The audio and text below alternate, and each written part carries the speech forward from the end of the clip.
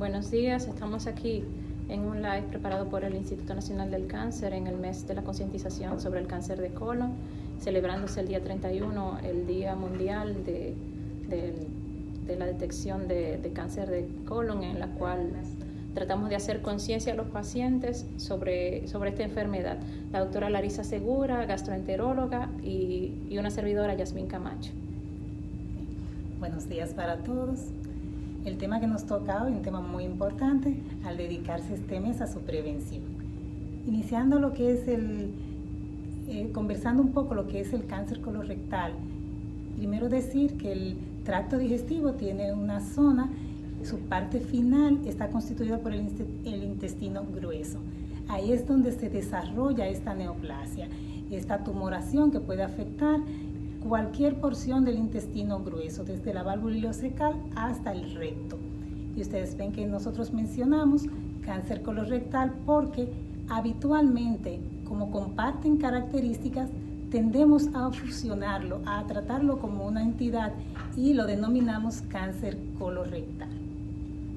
Es una patología que se ve muy frecuentemente a nivel mundial, causando enfermedad y mortalidad. O sea, lo vemos en diferentes regiones con un nivel de presentación variable, tanto en incidencia como en prevalencia. Es más común en las personas mayores de 60 a 70 años, pero es importante recalcar que en las últimas décadas hemos visto muchos casos presentarse en personas jóvenes, y me refiero específicamente a adolescentes y adultos jóvenes, en los cuales la presentación de la enfermedad generalmente cursa más agresiva y con mayor índice de mortalidad. Lo vemos casi por igual afectando ambos sexos, tanto al sexo femenino como el masculino, y en algunos estudios se describe una ligera predominancia por el sexo masculino. En cuanto a lo que es las manifestaciones clínicas, podemos ver diferentes tipos de manifestaciones. Es una enfermedad que se desarrolla con un curso lento. Generalmente el paciente va a cursar asintomático hasta que va avanzando en la enfermedad. Depende de su localización fundamentalmente para presentarse los síntomas. Así dividimos básicamente aquellos que se localizan en el colon derecho o en el colon izquierdo. Así vemos los que están en colon derecho generalmente van a tener síntomas muy constitucionales o generales, como tendemos a llamarlo: debilidad, palidez, fatiga fácil, hay pérdida de peso, entre otras manifestaciones. Al examen físico podemos encontrar cuando esas lesiones han alcanzado un gran volumen, una masa palpable, o el paciente refiriendo dolor abdominal. En colon izquierdo, generalmente las manifestaciones son más floridas, son más tempranas, y vemos que el paciente puede llegar con signos de obstrucción intestinal, como son náuseas, vómitos, distensión abdominal. El paciente puede tener también historia de un estreñimiento severo. Aquí también vamos a ver lo que mucho mencionan los pacientes, que es la presencia de sangre en las heces. También vamos a ver alteración en su patrón evacuatorio regular, o sea, paciente que empieza a referir estreñimiento que no era su patrón habitual, que evacuaba regular y ha empezado a estreñirse, a evacuar con dificultad, menos veces. También puede ser contrario, evacuaciones diarreicas continuamente. Y otros describen lo que es una sensación de vaciamiento incompleto, o sea que evacuan, pero sienten esa necesidad de seguir evacuando. También puede asociarse dolor abdominal, pérdida de peso, entre otras. ¿Cuáles factores nos ayudan a uno poder presentar esta enfermedad? Bueno, aquí hay diferentes tipos de factores de riesgo para la enfermedad. Están aquellos que son modificables y los que no son modificables. Su nombre mismo lo van definiendo. Los modificables son aquellos que nosotros podemos interferir con ellos y podemos así reducir el riesgo. Ahí van a estar lo que es la dieta, que si uno escucha casi siempre cuando se habla de cáncer colorectal, vemos que se habla mucho de lo que es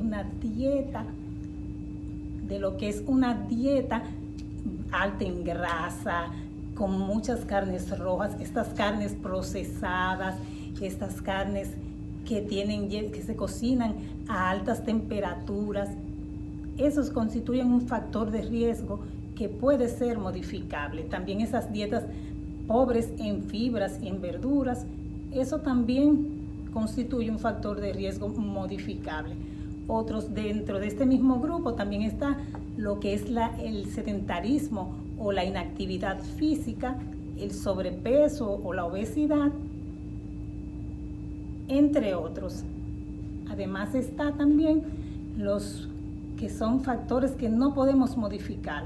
Su nombre mismo los especifica. Ahí podemos mencionar así a grosso modo lo que es la edad. Ya había mencionado que es una enfermedad más frecuente en adultos mayores, aunque también lo vemos en algunos jóvenes y adultos jóvenes. Está también la etnia de los pacientes, por ejemplo la raza negra es un poco más afectada. Algunas razas en Europa oriental son más afectadas que cualquier otra del mundo, los judíos orientales. Y también tenemos las historias familiares.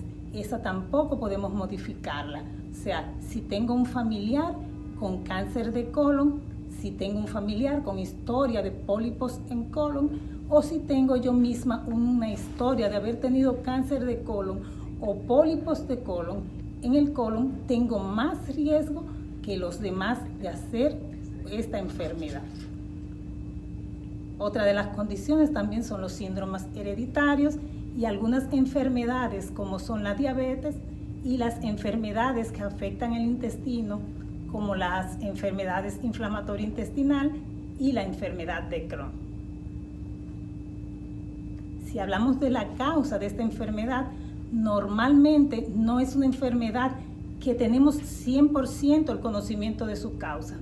Ya yo mencioné los factores de riesgo que más podemos asociar, pero así en grosso modo se piensa que se origina por la interacción de factores ambientales y factores genéticos que ocurren en un tiempo prolongado y a partir de lo que es una lesión polipoide a nivel de colon, un pólipo adenomatoso o un sobrecrecimiento de la mucosa a nivel de lo que es la parte interna del colon.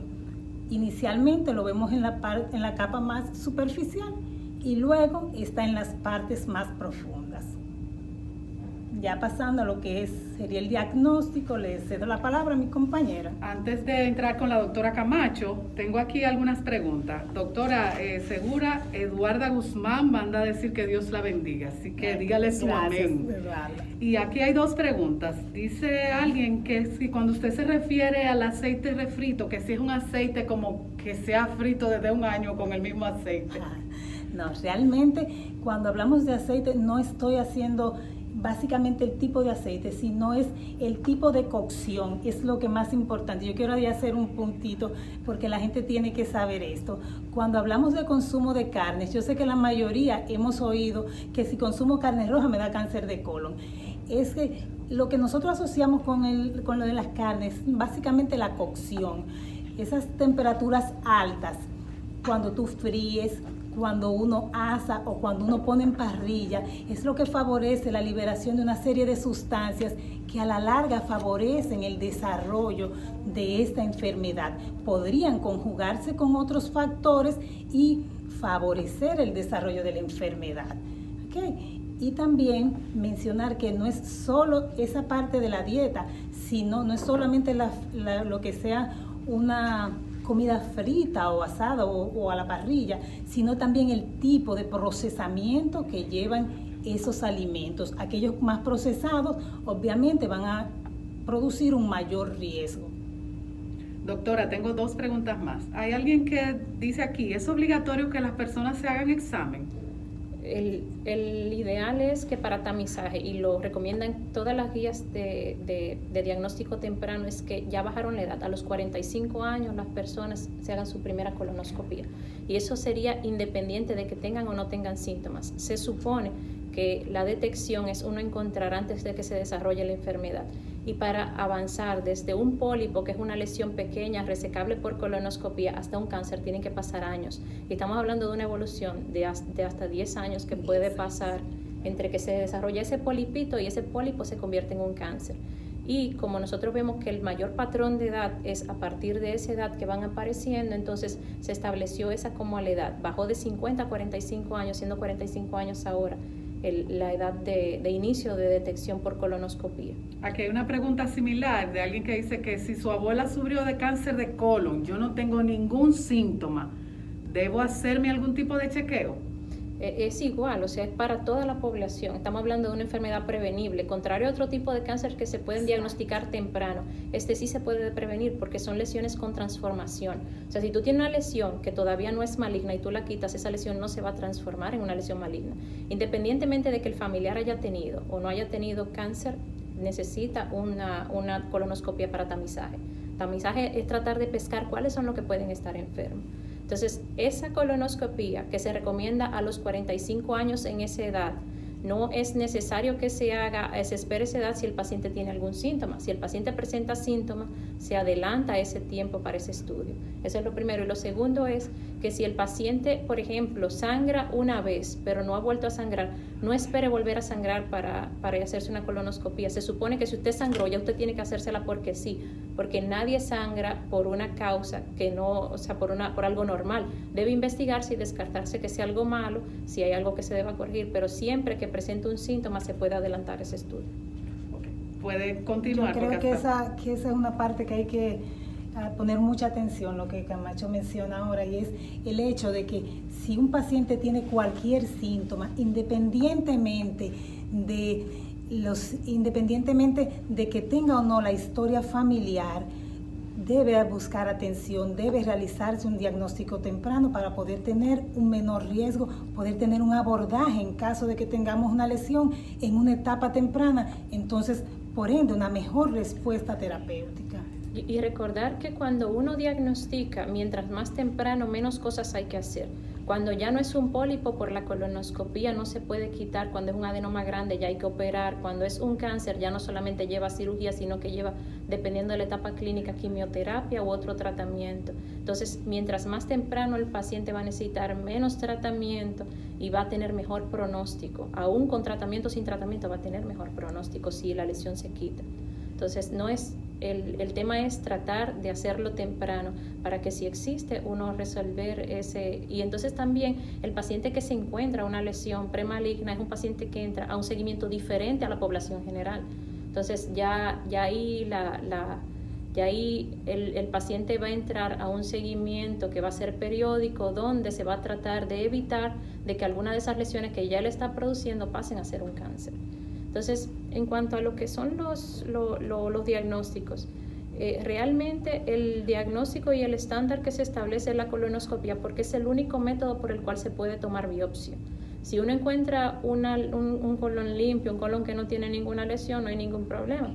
Pero hay estudios donde se pueden ver las lesiones, pero no se puede tomar muestra. Y si no se puede tomar muestra, o no se puede hacer un tratamiento para resección del pólipo, entonces habría después que introducir la colonoscopia. O sea que de todas formas la colonoscopia es el método de elección para diagnóstico.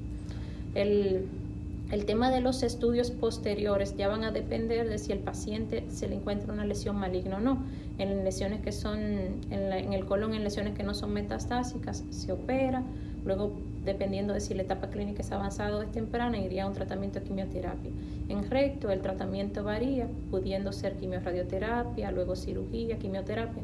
Pero ya eso es para cuando hay un cáncer más avanzado, no para cuando hay lesiones premalignas que nosotros podemos resolver con una resección en una colonoscopia simple. O sea, que el tema de si es costo-beneficio efectivo, sí, porque es una colonoscopia que no se va a repetir inmediatamente. Se supone que si un paciente se hace una colonoscopia y tiene un colon sano, un colon sin ninguna lesión, el repetir ese estudio La rectosigmoidoscopía sigue recomendándose a los 5 años, pero la colonoscopía hasta 10 años. Nosotros repetimos la colonoscopía a los 5 años, o sea que si uno se plantea que un estudio como mamografía, como Papa Nicolau se realiza cada 6 meses o cada año, entonces una colonoscopía cada 5 años no es difícil de hacer. Ok, aquí preguntan, ¿las hemorroides se asocian con el cáncer de colon? No se asocian al cáncer de colon, pero pueden simular síntomas que sí son relacionados al cáncer de colon. Y muchas personas entienden que porque tienen hemorroides y sangran es normal, entonces descuidan la parte que está detrás de la hemorroide porque entienden que el sangrado puede ser por la hemorroide. Se supone que si está sangrando debe evaluarse y es un profesional el que le dice si está sangrando por la hemorroide o si hay algo más después de la hemorroide que le está poniendo a sangrar. Pero no están asociados a cáncer de colon. Yo siempre digo, cuando el paciente va refiriendo hemorroides, ni pensar que todos los sangrados son por hemorroides, ni tampoco el otro escenario, que solo es por cáncer. Lo correcto es evaluar y uno diagnosticar. Y las hemorroides también pueden aparecer por constipación. Entonces, cuando el paciente tiene un síntoma que sí puede ser secundario a un tumor, y desarrolla las hemorroides pueden ser entonces algo que disfrace ese diagnóstico de ese paciente. Bueno, aquí están preguntando que si vamos a trabajar miércoles y jueves. Yo sé que no tiene que ver con el live, pero yo no sé. Gracias, Marlene, por preguntar. Estaremos laborando mañana nuestro horario completo y el jueves nuestra emergencia estará abierta 24 horas, pero la consulta y laboratorio e imágenes no estará abierto al público. Pero sigan ahí, doctoras. Básicamente la recomendación para cualquier paciente que necesite, porque ya se le pasó el tiempo de edad, paciente de más de 45 años, la recomendación es que se sienta o no se sienta nada, que se haga su colonoscopía.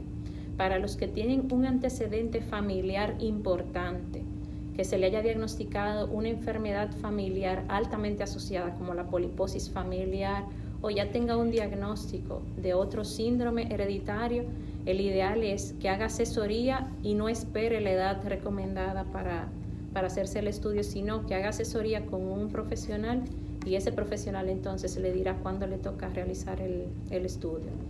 Para cualquier persona que ya se ha hecho un estudio de colonoscopía y está normal, se les recomienda que a los 5 años acuda nuevamente para hacer el chequeo o si aparece algún síntoma, porque se le dice que son 5 años, pero si usted tiene un síntoma asociado antes, no espere ese tiempo para hacerlo. Ese síntoma asociado, ¿cuál sería el al que hay que ponerle mayor atención? ¿Dolor, sangrado, que se sienta una masa? Sangrado, o sea, en las heces o sangrado después de que el paciente evacúa, que también se puede presentar. Síntomas de dolor abdominal constante y un dolor abdominal tipo cólico intenso o que se haya intensificado periódicamente. Constipación o alteración del patrón evacuatorio.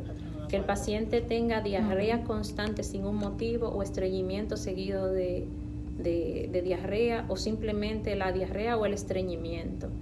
Que el paciente vea que las heces fecales se le ponen muy finitas, porque a veces ven que las heces fecales se ponen finitas y ahí eso es una señal de que algo está obstruyendo la salida de heces fecales. Si ustedes ven que las heces fecales se ponen como un lápiz, eso no es normal tampoco. Deberían de acudir para ver por qué está pasando eso. ¿Y la pérdida de peso estaría asociado? O sea, ¿sería algo importante, algo a tener pendiente? Pérdida de peso sin que la persona esté haciendo ningún tipo de ejercicio. La pérdida de peso es un objeto de estudio, porque no necesariamente tiene que ser por cáncer, porque otras enfermedades metabólicas también hacen que pierda peso, como la diabetes y algunos síndromes que son asociados a trastorno tiroideo. O sea, hay pérdida de peso que es inexplicable, hay que investigarla. Entonces, dentro de las investigaciones también se estudian la sangre, la anemia, que uno de los síntomas de cáncer de colon también puede debutar como anemia. Y eso son de las cosas que se tienen que descartar en una persona que tiene pérdida de peso periódica y progresiva. Pero en el contexto de pérdida de peso, relacionarla directamente a cáncer de colon no, pero sí, los pacientes con cáncer de colon pierden peso. Ok, tengo 2 preguntas. Tengo dolor intenso en los senos. ¿A qué departamento debo ir por primera vez? ¿Y qué día debo ir? Aquí hay un departamento de prevención, que es el que se encarga de las pacientes que no tienen diagnóstico de cáncer. O sea que ese departamento de prevención sería el departamento al que tiene que dirigirse y labora todos los días. En la tanda de la mañana y la tarde. tarde. Dice, saludos, ¿cuál es la dieta que debe llevar una persona diagnosticada con cáncer de colon? ¿Qué cosas debe evitar?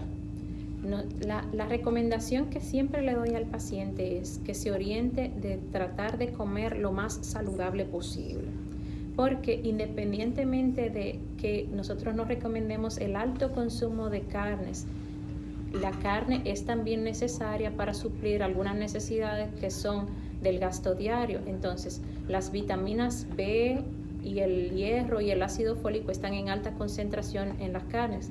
Entonces, una dieta balanceada es la misma pirámide alimenticia que nosotros tenemos la misma pirámide alimentaria que nosotros tenemos desde pequeños, que nos enseñan de alto consumo de fibra, de cereales, de frutas, y tratar de disminuir lo que son las grasas, los alimentos procesados, los azúcares, y en una etapa después de los alimentos procesados, los azúcares y la grasa, están las carnes por las porciones, y básicamente son las porciones, porque no es ni siquiera cuántas veces a la semana, también depende de la porción que se consuma, porque no se supone que una persona vaya a consumir que la mitad del plato sea carne y la otra mitad del resto. Se supone que ese tiene que ser la porción más pequeña, pero es básicamente comer saludable. Si tiene cáncer, yo se lo digo a todos los pacientes, principalmente en estos tiempos cuando la economía está difícil, la mayor parte de las cosas que todavía son baratas y que se consiguen fáciles son los vegetales. O sea, los vegetales están baratos y siguen siendo baratos, y eso es una opción para que tengan una buena nutrición y que también puedan llevar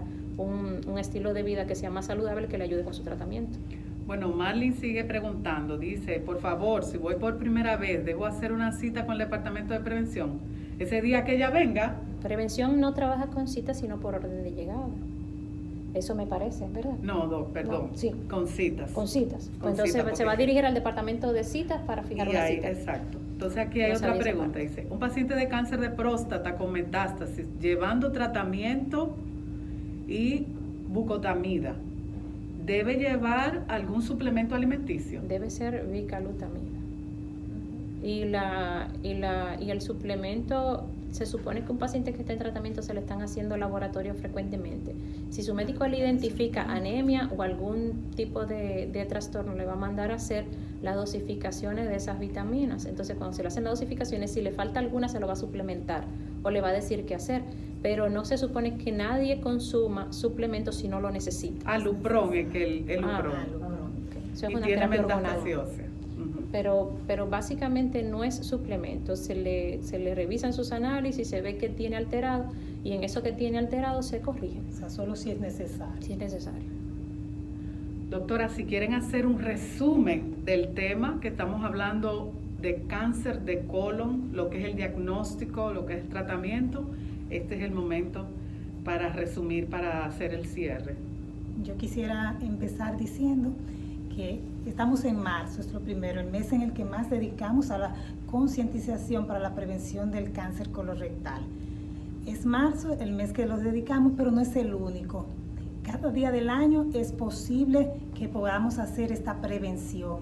Se acabó marzo, no tiene por qué acabarse nuestro interés por reducir el riesgo de presentar esa enfermedad en una fase avanzada. Bien, es una enfermedad que nos da la oportunidad de prevenir realizando unos estudios diagnósticos tempranos, sobre todo si hay historia familiar o sintomatologías, que son las poblaciones a las cuales más hacemos énfasis, pero también aquellos que no tienen ningún síntoma, no tienen la historia familiar, pero sí quieren, por la edad o hasta por conocimiento, descartar la presencia de esta patología, el cáncer colorectal. Yo les invito a que se hagan su estudio, se hagan su revisión. No es un estudio doloroso, no es algo inalcanzable, es algo que está a la mano. Y créanme que el diagnóstico temprano siempre se va a traducir en una mejor respuesta terapéutica.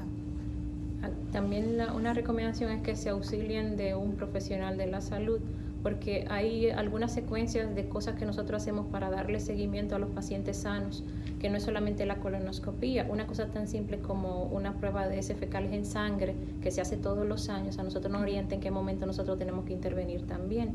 Las recomendaciones de cómo va a ser seguimiento, las recomendaciones de tratamiento también, en caso de que aparezca alguna enfermedad que no sea cáncer y que sea tratable y que nosotros tengamos que intervenir. En el caso de los pacientes que tienen cáncer, que yo sé que la mayoría de los que están siguiendo en las redes sociales son pacientes nuestros, el que usted tenga un cáncer de otro sitio no descarta que no pueda tener un cáncer de colon. También hay que darle seguimiento a los pacientes cuando cumplen su tiempo de que le toca, y también el tema de que si tienen síntomas también ese estudio se adelanta para la realización. Recomendarle que recuerden que es prevenible, o sea, es de los cánceres que son prevenibles, o sea, hay cosas que son como el cáncer de cuello uterino y el cáncer de colon que se pueden prevenir, que realmente el ideal es evitar que aparezca, que cuando nosotros evitamos que aparezca, nosotros vamos a tener o sea, nosotros podemos desplomar esos números de aparición que los sitúan entre cuando se suman hombre y mujer en segunda causa, o sea, nosotros podemos desplomar esos números simplemente con quitar esas lesiones cuando todavía no son cáncer. Bueno, doctora, pues muchísimas gracias. Muy interesante eso que usted dijo y hace mucho sentido, sobre todo a que nuestras pacientes de cáncer de mama, yo siempre las motivo para que se hagan sus chequeos de su papá Nicolau y lo demás, así que voy a incluir esa de su chequeo de colonoscopía también. Pues gracias, muchísimas gracias por aceptar la invitación y gracias a todos los que se nos han unido y a los que han hecho sus preguntas. Este video completo va a ser subido a nuestro canal de YouTube, así que síganos y estén alerta para nuestro próximo live. Gracias.